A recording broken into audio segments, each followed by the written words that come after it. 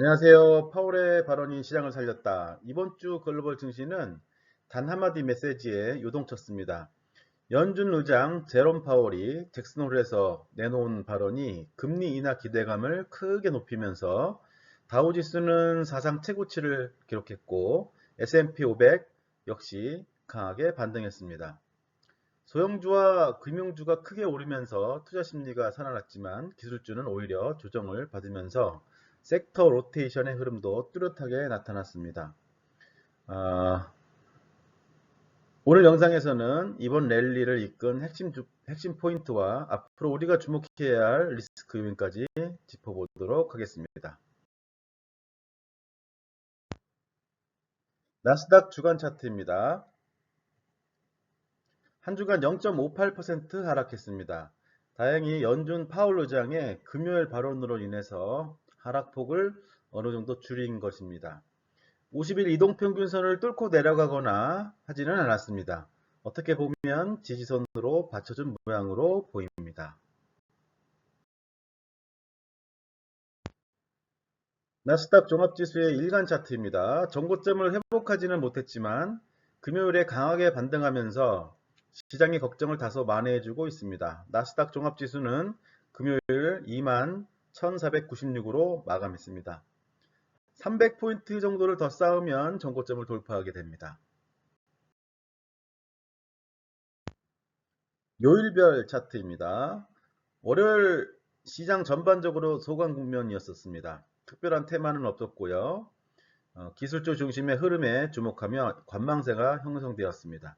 화요일과 수요일에 큰 하락이 있었습니다. 하락은 목요일까지 이어지면서 금요일에 있을 연준 파월 의장의 발언에 모든 관심이 집중되었습니다.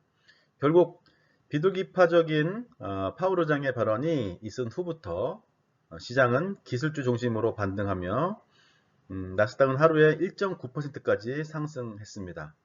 주간 기준으로는 모든 하락을 상쇄하지는 못했지만 주간 하락폭을 많은 부분 회복시켜 놓았습니다.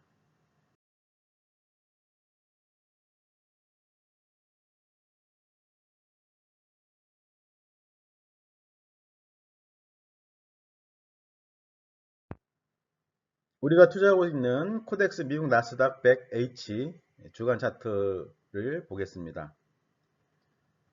자, 나스닥 종합지수는 0.58% 하락을 했지만 이 상품의 하락폭은 매우 컸습니다. 3% 넘게 하락하며 50일 이동평균선까지 터치하며 일주일을 마감했습니다. 금요일에 미국 연준의 파월 의장 발언이 우리나라 시장에 아직 반영이 안 되었기 때문에 차이가 좀 나는 거겠죠. 월요일에 일부 반영이 될 것 같습니다.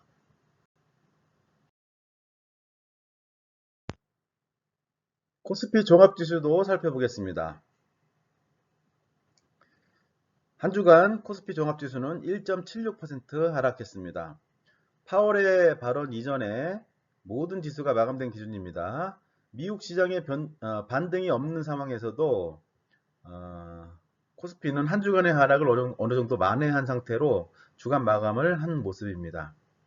50일 이동평균선을 하회하는 모습도 발견됩니다. 최근 6주간 횡보하고 있는 중입니다.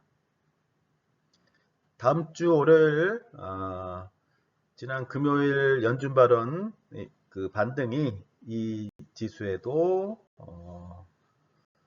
효과가 있으리라 생각이 듭니다. 그동안 추천드렸던 상품 하나씩 보겠습니다. 코덱스 200부터 보겠습니다. 종합지수의 변동과 거의 수치가 동일합니다. 한 주간 1.74% 하락하여 전고점 대비 2%대로 작은 손실 구간을 유지하고 있습니다. 수요일 51선을 잠시 뚫고 내려갔지만 다행히 반등하며 안착하는 모습입니다. 그렇지만 다우 이론에 입각해보면 일주일 전에 고점을 넘어서며 이 반등을 유지할 수 있는지가 제일 제가 유익 있게 보는 기준입니다. 전고점을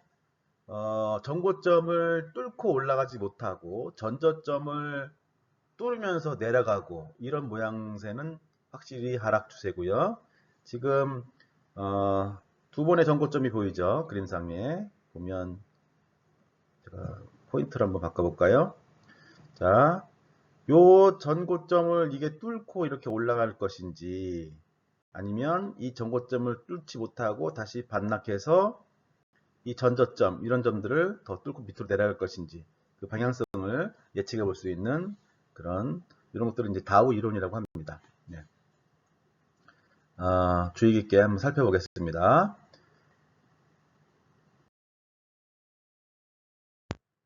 다음은 타이거 반도체입니다. 하락폭이 큽니다. 6% 가까이 하락해서 전고점으로부터 단번에 마이너스 6% 손실입니다.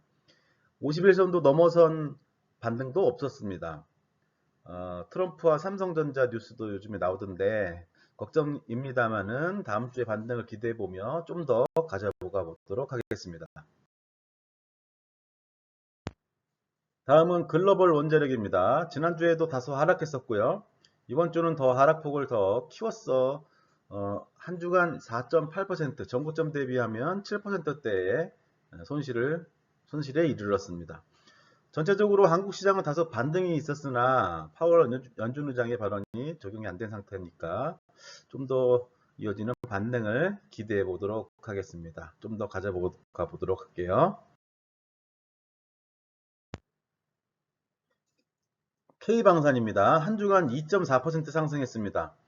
주 초반에 하락을 만회하고도 남는 수익률입니다. 물론 아직도 전고점을 기준으로 보아서는 8% 가까이 손실을 보고 있는 중입니다. 전고점을 회복하려면 갈 길이 바쁩니다. 그래도 한 주간 조선업종과 방산업종이 비교적 강하게 반등을 보여주는 상황입니다. 조선도 살펴볼까요? 1.3% 강하게 상승했습니다. 전고점 대비 1% 미만으로 손실의 폭을 줄여 나갔습니다. 상당히 괜찮습니다. 고배당주 채권 혼합입니다. 좀 더 하락했군요. 배당주가 힘을 못 쓰고 있는 영향이겠습니다. 파월 의장의 금리 인하 발언이 있었기 때문에 앞으로 시중금리 인하를 생각해 볼 수 있고, 따라서 채권 ETF로 특히 만기가 다소 긴 상품으로 투자할 필요가 있다고 전문가들이 얘기를 시작하고 있는 것 같습니다. 10년 국채금리의 변화도 예의주시하면서 상품 선택에 참고하도록 하겠습니다. 왜냐하면 이 상품은 퇴진형 계좌에서 안전자산 의무 비율을 맞추기 위해서 투자했던 상품이니까요. 채권으로 전환을 한번 고려를 할 수도 있을 것 같습니다. 전체적으로 정리하면 이렇습니다. 한 주간 조선과 방산이 가장 강하게 반등에 성공했습니다. 방산은 그동안 하락폭이 좀 커가지고 아직 전고점을 회복하지는 못했습니다만 조선은 거의 회복한 상태입니다. 대부분의 상품에서 반등이 있었지만 한 주간 하락을 채우지 못했기 때문에 대부분 상품의 전고점 대비 하락폭을 모두 다 키워갔습니다.